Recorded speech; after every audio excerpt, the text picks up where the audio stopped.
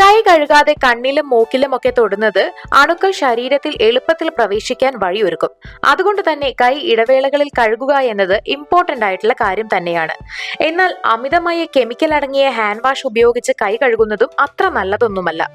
ഇന്ന് വീട്ടിൽ തന്നെ എങ്ങനെയാണ് ഹാൻഡ് വാഷ് തയ്യാറാക്കുക എന്നാണ് നോക്കാൻ പോകുന്നത്. അതിനായിട്ട് നമുക്ക് വേണ്ട ചേരുവകൾ: soap, antiseptic liquid, essential oil, ഒരു ബോട്ടിൽ എന്നിവ മാത്രമാണ്. ഇനി ഇത് തയ്യാറാക്കാൻ തുടങ്ങാം. അതിനായി ആദ്യം തന്നെ സോപ്പ് എടുത്ത് നന്നായി ഗ്രേറ്റ് ചെയ്ത് കൊടുക്കണം. അപകടകാരികളായ അണുക്കളെ അകറ്റി നിർത്താൻ സോപ്പ് സഹായിക്കും. മാത്രമല്ല അഴുക്ക് നീക്കം ചെയ്യാനും വൃത്തിയായിരിക്കാനും സോപ്പ് സഹായിക്കും. നല്ല ഒരു ക്ലെൻസർ തന്നെയാണ് സോപ്പ്. കാസ്റ്റിൽ സോപ്പ് വീട്ടിലുണ്ടെങ്കിൽ അത് ഉപയോഗിക്കുന്നതും നല്ലതാണ്. ഏത് സോപ്പാണെങ്കിലും ഒരേ പ്രക്രിയ തന്നെയാണ് ചെയ്യേണ്ടത്. ഇവിടെ സോപ്പ് നന്നായിട്ട് ഗ്രേറ്റ് ചെയ്ത് എടുത്തിട്ടുണ്ട്.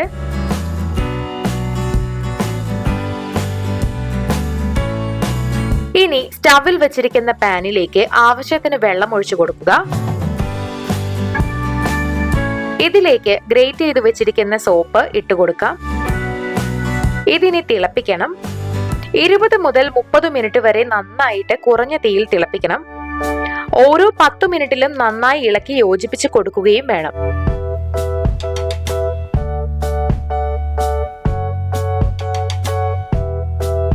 നന്നായി തിളപ്പിച്ചു കഴിഞ്ഞിട്ടുണ്ടെങ്കിൽ ഈ മിശ്രിതം നമുക്കൊരു ബൗളിലേക്ക് ഒഴിക്കാം.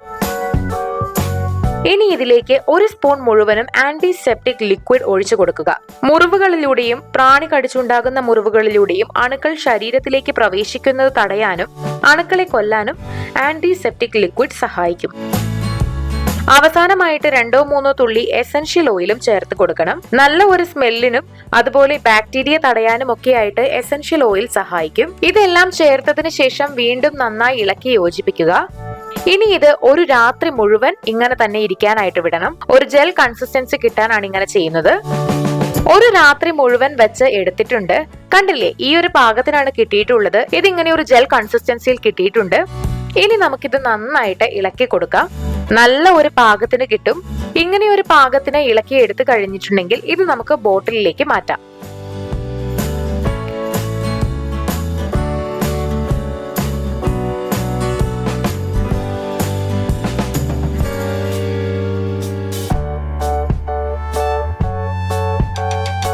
ബോട്ടിലിൽ ഒഴിച്ചു കഴിഞ്ഞിട്ടുണ്ട്.